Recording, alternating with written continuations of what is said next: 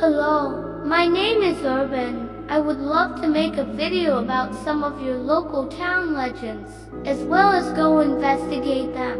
Write in the comments or send me an email about any paranormal or unsettling experiences you've had. We're cannibals hiding in the woods of Connecticut. Hello, my name is Urban. I am one of the Melon Heads. In the 1960s, we were all abandoned children with nowhere to go. But one day, a man named Dr. Crow took us in. But this wasn't a good man. No, he took us in and locked us in his asylum so he could do human experiments on us.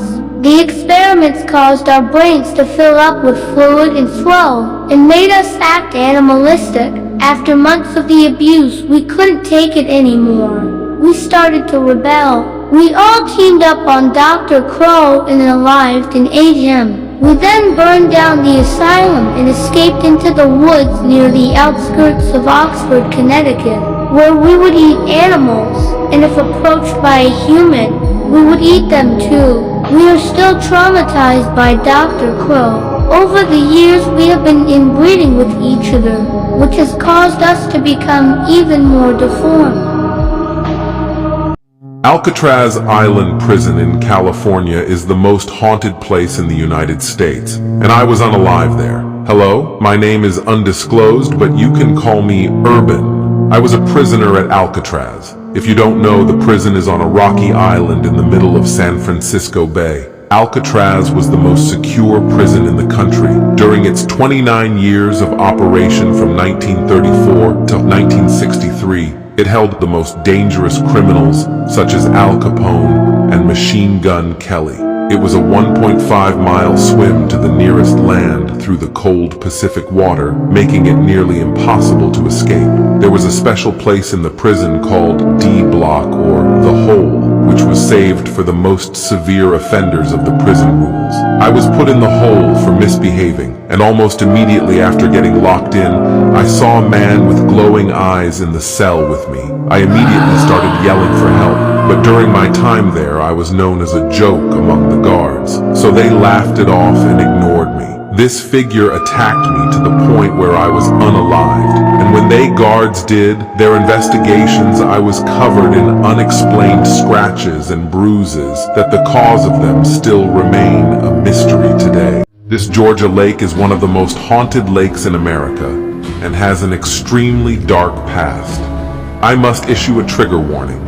Before the lake was made by building Buford Dam to generate power for the city of Atlanta in 1956, there was a thriving black community named Oscarville. It was home to over 1,000 African Americans and had churches, schools, and many businesses. But in 1912, the body of a white woman was found unalived just outside the town. A local mob by the name of the Night Riders mobbed the town, lighting everything on fire and making on the locals flee and abandon the town, many of them being put to rest with Oscarville. But even before the tragedy of Oscarville, it was home to the Cherokee and Creek tribes. The tribes had many burial grounds in the area where the lake sits today. Although they have claimed to have removed all the bodies, the technology and tools for ground penetration they were using at the time makes it extremely unlikely they were able to remove them all. Regardless if they did or not, it is a strong belief by the tribes that if you disturb the resting, it will release a lot of bad spiritual energy. Since the lake has been constructed over the remains of Oscarville and the burial grounds, 600 to 700 people have gotten stuck and unalived in the water, many of them never to be seen again. I curse the city of Detroit. Hello, I am the Nain Rouge. When Detroit was first founded by Antoine de la Mothe Cadillac, he was warned about me by a fortune teller, for I'm known for being a mischievous little creature. She told him, "Appease the Nain Rouge and treat him with kindness and respect." But when we had our first encounter, he smacked me on the head with his cane and said, "Get out of my way, you red imp." So I cursed the entire city of Detroit and Cadillac himself.